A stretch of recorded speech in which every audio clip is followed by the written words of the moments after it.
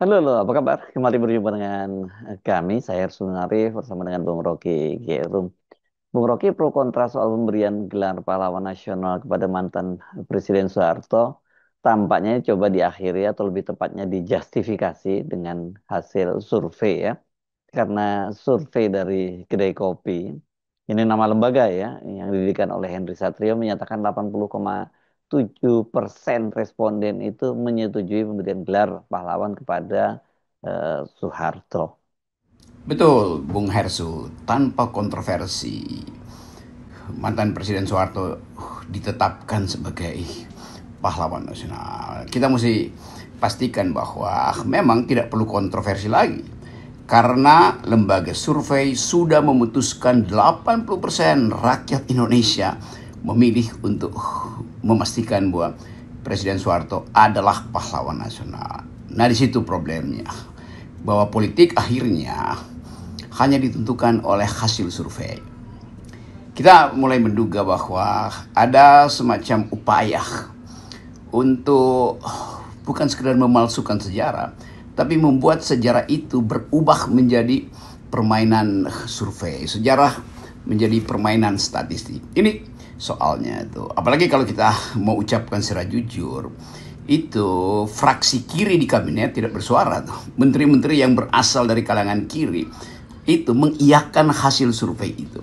Jadi sekarang kita dituntun oleh semacam algoritma lembaga survei bahwa apa yang kita sebut matematika itu sebetulnya hanyalah upaya untuk memberi pembenaran pada satu nilai politik.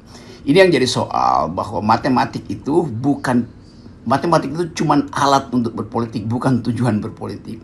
Jadi terlihat bahwa bagaimana lembaga survei tanpa nilai sekedar mengajukan pertanyaan yang dibungkus dengan pengarahan pertanyaan. Saya kira itu poinnya, dan kita mengerti bahwa memang ada situasi di mana publik itu terombang-ambing dengan informasi historis, lalu dimanfaatkan kebimbangan publik itu atau ignorantio publik itu, ketidakpahaman publik, lalu dibenamkan di dalam statistik, dan hasilnya adalah 82%, 80%, atau mungkin dibikin 102% aja supaya margin of errornya itu sempurna, bahwa pahlawan nasional hanya ditentukan oleh hasil lembaga survei. Demikian juga kita baca uh, pendapat dari kalangan aktivis atau OKP segala macam itu satu suara tuh. Jadi kita melihat ada orkestrasi tentunya yang akan memburukkan negeri ini, karena nilai itu atau value atau ethics dalam politik itu terabaikan atau terjual oleh hasil lembaga survei. Dan kita lihat dari awal bahwa politik Indonesia sebetulnya hanya ditentukan oleh jumlah uang yang beredar di lembaga-lembaga survei. Bagaimana sesungguhnya kita harus menempatkan posisi almarhum mantan Presiden Soeharto ini?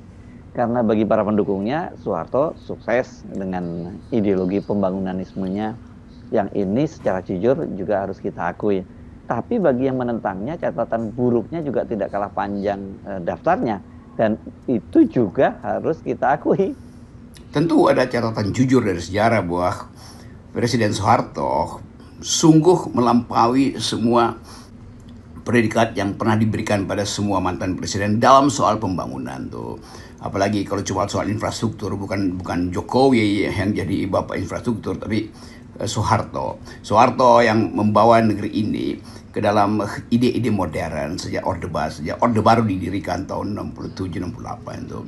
Dan hasilnya adalah Indonesia tumbuh 7-8%, dan itu yang menyebabkan ekstraktif industri berhasil dialihkan menjadi sekolah, impres, menjadi jalan, menjadi irigasi, menjadi semua hal yang memungkinkan Indonesia pada waktu itu dihitung sebagai negara yang sukses di dalam ide pembangunanisme, developmentalisme itu, dengan memanfaatkan teori Rousseau misalnya itu.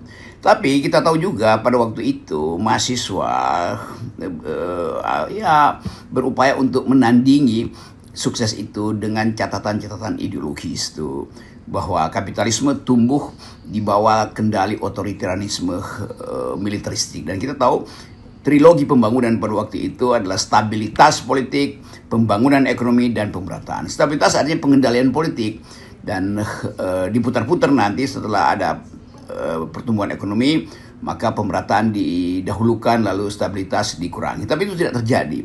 Kita pelajari politik ekonomi, kita mengerti kelompok-kelompok studi pada waktu itu, gerakan-gerakan kiri di Jawa terutama dan Sulawesi itu menganggap bahwa Indonesia ada di dalam bahaya militerisme dan ada di dalam bahaya kapitalisme. Maka istilah-istilah kabir, namanya kapitalisme birokrat, apalagi konflik state and society, teori-teori tentang ketergantungan, dependensia yang kita pelajari dari tradisi Amerika Latin, lalu pikiran-pikiran kiri, mulai dari Nikos Poulantzas, Louis Althusser, semua itu kita lalap di awal atau di ujung kekuasaan Presiden Soeharto. Anak-anak tahun 80-an yang ikut kelompok studi itu fasih mengucapkan teori hegemoni dari Antonio Gramsci. Jadi semua isu kiri akhirnya dipakai sebagai peralatan untuk balancing isu kanan yang dihasilkan oleh narasi Orde Baru.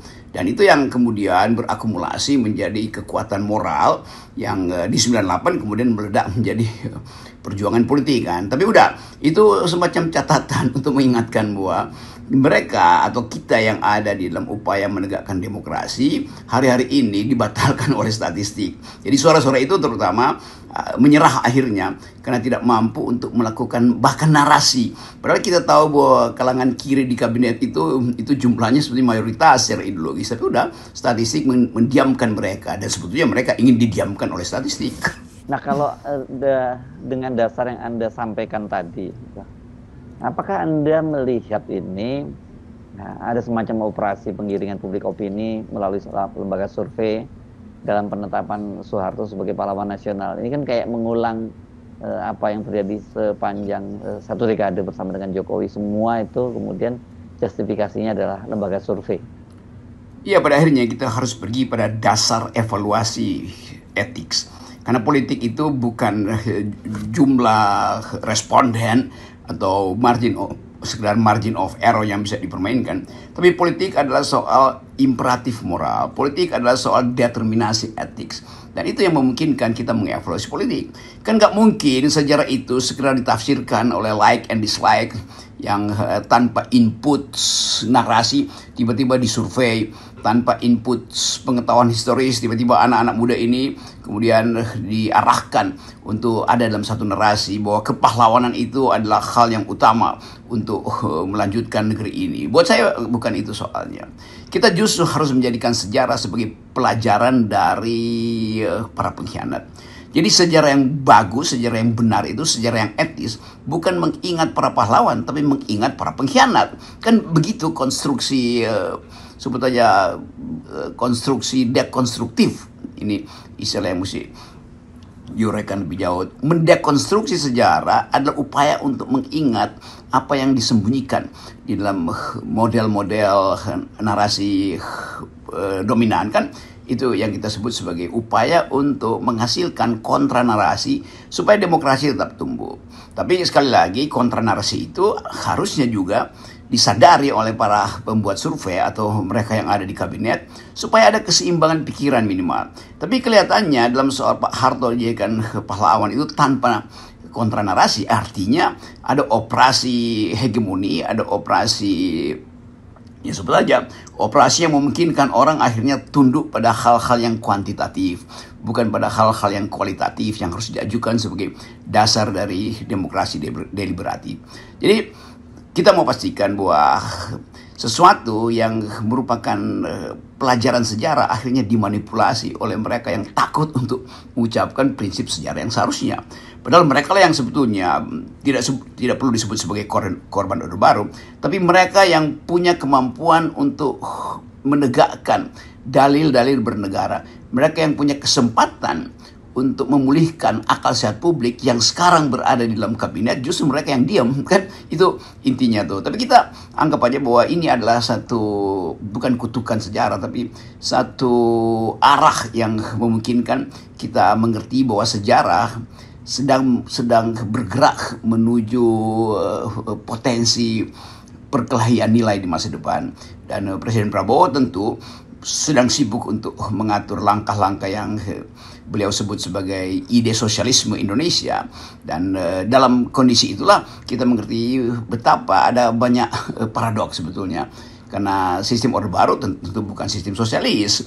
Dan kita percaya bahwa memang kesempatan belum disediakan oleh sejarah untuk menguji secara absolut apa seperti yang disebut sebagai pandangan sosialistik dari Presiden Prabowo.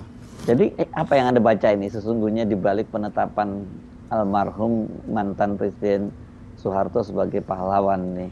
Karena ini kelihatannya variannya cukup banyak. Tadi Anda juga menyebut adanya faksi kiri di kabinet yang biasanya ini kalau mereka di luar pemerintahan mereka yang paling kencang ini yang bersuara seperti ini. Apalagi para aktivis. Mereka ini aktivis 98 ya. Ya pasti soal Pak Harto ini mereka sangat kencang, tapi ternyata sejauh ini kan suara-suara itu nggak muncul di dalam kabinet. Yang terjadi malah banyak muncul unjuk rasa ini dari kelompok-kelompok elemen masyarakat yang menolak soal pemberian gelar pahlawan kepada Pak Harto ini. Yang ingin kita terangkan adalah cara sejarah dimanipulasi oleh kekuasaan. Tapi lebih dari itu, cara kekuasaan memanfaatkan opini publik untuk membenarkan ambisinya itu. Tapi lebih dari itu, bagaimana para aktivis yang dulu getol, atau bukan getol itu kata yang terlalu dangkal. Mereka yang punya garis pikiran berbeda, mereka yang secara otentik sebetulnya memperjuangkan demokrasi dari rejim sebelumnya, yaitu rejim Orde Baru, kemudian dihisap oleh kekuasaan selama 10 tahun sehingga perdebatan-perdebatan intelektual itu punah dan lumpuh itu. 10 tahun diperintah oleh Presiden Jokowi, tidak ada perdebatan intelektual, tidak ada konsep bermutu yang dihasilkan oleh diskursus deliberatif, dan itu yang menyebabkan euforia pada Jokowi itu akhirnya juga menjadi semacam grammar politik Indonesia, dan euforia itu dimanfaatkan oleh lembaga survei. Euforia itu yang kemudian menghasilkan perbuzzer. Euforia itu yang kemudian menghasilkan transaksi pragmatis hari-hari ini dengan kekuasaan. Dan itulah yang membuat kita percaya bahwa sejarah memang harus ada dalam kontroversi. Sejarah mesti ada dalam dialektika. Jadi maksimalkan saja sebetulnya pragmatisme itu supaya antipodanya adalah kekuatan-kekuatan progresif atau sebut aja revolusioner dalam pikiran itu akhirnya dimunculkan. Jadi kita coba ambil bagian yang sebetulnya dihasilkan oleh kontroversi, atau bukan kontroversi, oleh pemanfaatan sejarah hanya untuk kepentingan untuk membenar-benarkan keadaan sekarang. Dan itu tidak perlu dibebankan sebagai tanggung jawab kalangan kiri di istana atau tanggung jawab analis-analis kiri yang akhirnya diam. Tapi itu bagian dari upaya kita memahami bahwa memang pada akhirnya sejarah yang jujur itu adalah sejarah yang mengingat para pengkhianat demokrasi, pengkhianat opini publik, pengkhianat intelektual, pengkhianat ide-ide tentang sosialisme, dan itu semua hari-hari ini kita pahami. Akhirnya terbentuk semacam dua fraksi yang ingin menghasilkan Indonesia yang berpikir dan Indonesia yang majemuk dan Indonesia yang berkeadilan sosial, dan fraksi yang sekedar menunggu hasil lembaga survei, fraksi yang berhasil untuk masuk ke kekuasaan tapi dengan ide yang kosong, atau fraksi yang ada di kekuasaan, saya sebut aja itu fraksi kiri, yang pada awalnya penuh dengan kekuatan ideologis, artinya dilumpuhkan secara metodologis oleh hasil lembaga survei. Tapi kita mesti ucapkan secara lebih terang-terangan bahwa this is the country of opportunities but being managed by the opportunists. Negeri ini punya banyak kesempatan untuk tumbuh, tetapi dikendalikan oleh kaum oportunis. Kira-kira itu pelajaran hari ini. Dan terus, selamat Hari Pahlawan. Yang kita akan kenang bukan kepahlawanan, tetapi para pengkhianat di belakang isu-isu kepahlawanan, di belakang tema-tema kepahlawanan. Dan para pengkhianat itu tetap ada di sekeliling kita, bahkan sangat dekat dengan kita. Salam akal sehat. Selamat Hari Pahlawan, salam akal sehat.